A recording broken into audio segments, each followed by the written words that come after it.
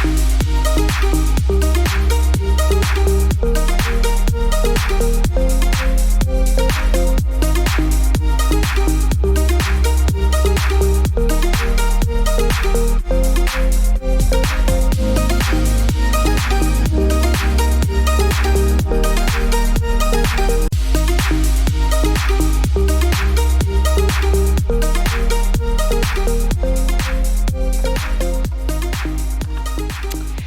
morning. My name is Anna Board, and I am the Director of Worship, Music, and Arts here at Knox, and it is a real privilege to preach to you all this morning. So as most of you know, this summer we are digging into well-known stories from the Old Testament. We've heard about Naaman, Abraham, Esther, and others. Imperfect men and women used by a perfect God to accomplish his will. Today, we're going to look at the story of Miriam, the prophet and older sister of Moses. So I'd never really given Miriam much thought until a few years ago when I was taking an Old Testament class, and I was blown away to discover the complicated story of one of the few female prophets listed in the Old Testament. In fact, Miriam is one of 5 women prophets in the Old Testament, only 4 of whom are actually named. For someone of such importance, we know very little about Miriam. We know that she is Moses' sister. She is called a prophet, a religious leader. And we know that she, along with Aaron and Moses, was God's appointed leader over the Israelites. But we really only see her in action 3 times. The first time we meet Miriam is in Exodus 2, verses 1 through 10. So to set the stage, God's people, the Israelites, are living in Egypt. They were growing so great in number that Pharaoh, the Egyptian leader, was fearful of them. He decreed that all Hebrew baby boys should be killed. Enter Jochebed, Moses' mother. She gives birth to Moses and hides him away until he's about 3 months old. She puts him into a carefully crafted basket and sends him down the Nile River. Pharaoh's daughter finds Moses floating in the reeds and takes pity on him. Miriam is watching all of this happen. When she sees Pharaoh's daughter with Moses, she says, "Shall I go and get a nurse from the Hebrew women to nurse the child for you?" Pharaoh's daughter said to her, "Yes." So the girl went and called the child's mother. So Miriam brings Jochebed into the palace where she nurses her baby for the next 3 years. Miriam is just a young girl here, probably between 8 and 13 years old. She's living in a time of violence, a time when she and her people are oppressed by the Egyptians, and yet she speaks confidently, without hesitation, to Pharaoh's daughter. So remember, this woman is the daughter of the man who wants to kill Miriam's people. Miriam is brave and assertive. She is resourceful and quick on her feet. In a matter of minutes, she manages to find a way to care for her baby brother and to reunite him with his mother, all under the protection of the royal family. So the second time we encounter Miriam is all the way into Exodus 15, following the crossing of the Red Sea. The Israelites have just escaped what was almost certain death at the hands of Pharaoh's army.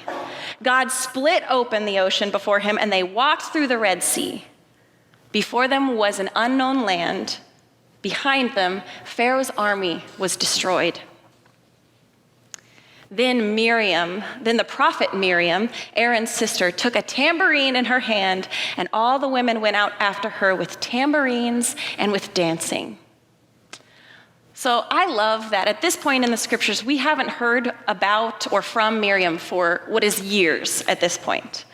And all of a sudden, the scriptures just plop her in and name her as a prophet. We don't have any examples of her behaving as a prophet. We're not given a list of her credentials, but we know that when she steps up to lead a song of praise, the people follow her. I also think it's interesting to note that even though the Israelites left Egypt in a hurry, without any knowledge of where they would be going or what they would need, Notice that the Israelite women still chose to bring musical instruments with them. Of course, right? I point that out too. Facing uncertain lands and probable danger, they grabbed tools for worship. Perhaps they knew that God would fulfill his promise to save them, and so they were prepared to praise. So Miriam picks up her tambourine and sings loudly, recounting the massive miracle that God just performed. She sings, "Sing to the Lord, for he has triumphed gloriously. Horse and rider he has thrown into the sea." All of God's people had just witnessed the immense saving power of God, and the response was to praise. All right. We're now going to move forward to the last time we hear from Miriam, which happens all the way in Numbers 12. So we're in a completely different book at this point. God's people have been in the desert for quite some time. They are tired of wandering and have begun saying, "Why did we ever leave Egypt?" Despite their complaints, Moses continues to serve as mediator and advocate for God's people. Miriam and Aaron lead alongside Moses, and here in Numbers 12, we see that all is not well for this trio. We read, "While they were at Hazareth, Miriam and Aaron spoke against Moses because of the Cushite woman whom he'd married. And they said, 'Has the Lord spoken only through Moses? Has he not spoken through us also?' Miriam, along with Aaron, is seemingly displeased with Moses. Again, we're not given much context. We just know that they have two complaints. First, they don't like that he married a Cushite woman, someone outside of the Israelite people. And second, it seems that they are feeling overlooked or undervalued as co-leaders of God's people. Why else would they point out that Moses isn't the only one to whom God communicates? Being a prophet herself, Miriam seemed to feel envious of Moses' standing and sought to discount him. Well, the Lord hears this and is not happy. He appears to Aaron and Miriam to offer a sharp rebuke. "Hear my words. When there are prophets among you, I, the Lord, make myself known to them in visions. I speak to them in dreams. Not so with my servant Moses. He is faithful in all my house. With him I speak face to face, clearly, not in riddles, and he beholds the form of the Lord. Why then were you not afraid to speak against my servant Moses?" Basically, God is saying, yes, you are prophets. Yes, I speak through you. But Moses is something different. I speak to him directly, and you should respect him. In fact, if you feared me, you would fear my servant Moses also. Their criticism of Moses angered the Lord. And I don't think it's because of what they said, but rather because of why they did it. Notice that God doesn't say anything about Moses' marriage, their main criticism. So why was God so angered by Miriam's words? From the beginning, Miriam shows traits of a leader. As a child, she is not fearful of authority, but rather is quick to speak confidently and offer a suggestion to Pharaoh's daughter. When she leads her people, they follow. God equipped her with the gifts needed for leadership and a position in which to use them. Unfortunately, though, as is so often the case, our greatest strength can become our biggest downfall. The bravery and readiness to speak to authority, left unchecked, produced pride and selfishness in Miriam. She thought that she could do a better job than Moses, and so she started to complain and sow seeds of discontentment. Verse 9 continues. "And the anger of the Lord was kindled against them, and he departed. When the cloud went away over the tent, Miriam's skin had become leprous, as white as snow, and Aaron turned toward Miriam and saw that she was diseased. The punishment for disrespecting God's servant? Leprosy, a disease that causes the skin to flake and turn pale. Not only does leprosy cause physical damage, but because it is so contagious, it is also a socially isolating disease. Miriam would have become someone to avoid at all costs. God's judgment on Miriam seems disproportionate to her actions, right? Yes. Here is the prophet Miriam, a religious leader, a woman who as a girl protected Moses, probably saved his life. She puts forth one complaint and God inflicts her with leprosy. Not only that, but only Miriam is cursed. I don't know if you noticed that. Even though Aaron was there too. So what is God doing here? Well, the fact that Miriam, not Aaron, receives the brunt of God's anger is, on the surface, very confusing. When the two first make their complaints, we have to pay attention. We should notice that it's Miriam's name that is listed first. Miriam and Aaron. Traditionally, the leader, or the person of most importance, would be listed first. So we see here that Miriam is the leader and possibly the instigator of this whole thing. So with Aaron in tow, Miriam uses her position as prophet to publicly question God's chosen leader. Rather than leading under the authority of God, she tries to use her gifts of leadership to move up in the hierarchy. Sisters and brothers, the gifts God gives us are to be used for the glory of God and the good of his creation. I'm going to say that again. The gifts God gives us are to be used for the glory of God and the good of his creation. These gifts have to be constantly submitted to God, lest they become tools for our own destruction. This isn't easy. The gifts that God gives us can be so tightly tied into our identity that we struggle to release them into God's care. So Pastor Tim Keller wrote a book called Counterfeit Gods. And in this book, Keller addresses a number of different good things or gifts in life that we can make into God things. He calls these heart idols. He says that an idol is anything more important to you than God, anything that absorbs your heart and imagination more than God, anything you seek to give you what only God can give.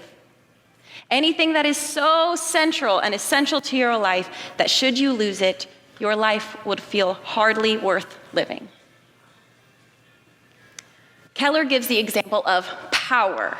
So power is a neutral thing. It can be used for good or evil, but it becomes an idol to the degree that you make sacrifices to attain it. In other words, if power, whether in the role of a parent, as an employee, or in the form of a political party, feels like something you cannot live without, then power has become an idol or a counterfeit God in your life. Practically, I struggle with the heart idol of approval. I love making people feel happy and cared for.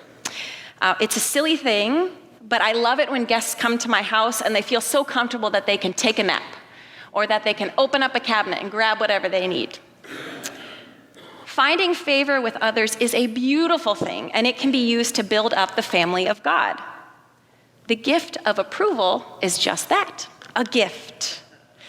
However, I find that when my main source of connection isn't Jesus, when I'm not meeting with him daily in prayer and Bible study, I begin to put too much weight on my relationship with others. I will obsess over a difficult conversation that I had with a friend to the point where I have a hard time falling asleep. I will exhaust myself trying to do things to make everyone happy rather than rest and trust that my identity is secure in Jesus, not in the way people feel about me.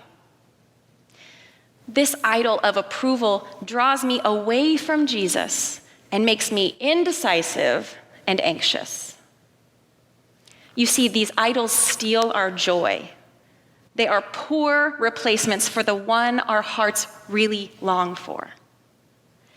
Yes, God deserves to have complete lordship over our lives because he is the only one worthy of it. But God also knows that idolatry is harmful to us. So how about you? What is the thing in your life that if it was taken away would cause you great distress? Power, acceptance, comfort, money, even love of country and civic pride, these are all gifts that God has given us. They can be tools to expand God's kingdom here on earth. However, when they become the most important thing in our lives, when we allow them to control our hearts and minds, when we use them to manipulate others or to build ourselves up at the expense of others, that's when we have fallen into the sin of idolatry. Miriam's role as a leader, her desire for power, became her idol. Her sin wasn't pointing out Moses' faults. It was an inflated sense of self and a lack of reverence for God.